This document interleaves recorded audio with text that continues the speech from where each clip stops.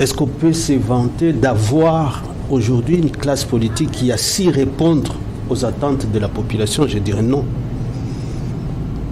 Je dirais non, parce que des Kasavubu, lorsque vous voyez ce premier gouvernement, les conflits qu'il y avait,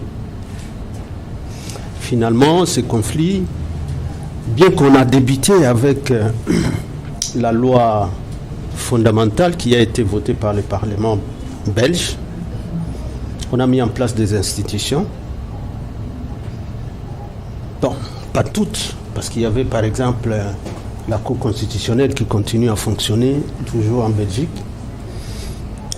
et qu'à 1964 déjà, nous avons eu quand même la première constitution, que tout le monde s'était félicité de l'avoir, mais qui déjà à 1965, il y a eu un coup d'État. En 1967, il y avait une nouvelle constitution qui a inauguré une dictature qui a fait plus de 32 ans. Et de ça, on sait ce qui est arrivé avec ce qu'il y avait comme conférence nationale, qui, les gens réunis au Palais du Peuple ici, vous savez, les gens ont fait plus ou moins 6 ans en train de débattre sans trouver une issue. On n'a pas été en tout cas capable de proposer une constitution qui pouvait être promulguée. Nous avons été surpris à Kinshasa par l'avènement Afdel. Il nous est arrivé, lui aussi vite assassiné. Et que donc c'est avec la transition avec le roi Joseph Kabila Kabange qui, après Sun City, finalement, on a la première constitution qui est mise à l'épreuve, pour moi, par la gouvernance qui sait qu'elle dit aujourd'hui.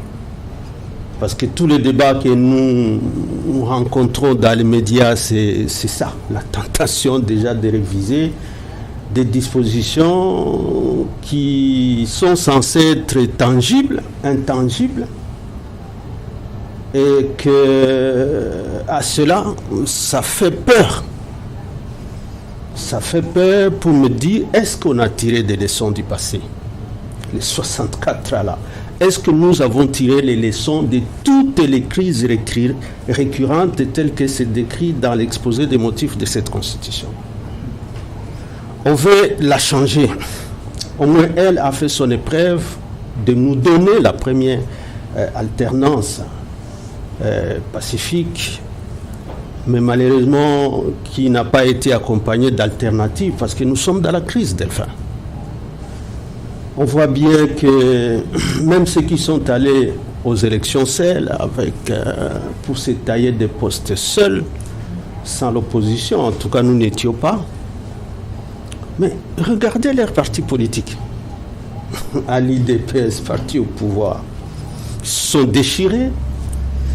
Bon, à l'Union sacrée, chacun a son discours. Bon, les chefs de l'État, tantôt, quand il arrive à Belgique, non, cette constitution, elle est déjà obsolète. Il faut la remplacer. Et bon, et puis ça continue. Des discours, des déclarations de ce genre-là. Est-ce que nous pouvons nous féliciter d'une certaine maturité de la classe politique aujourd'hui? Je dis non. Okay. Alors, je veux revenir vers vous, monsieur l'ambassadeur.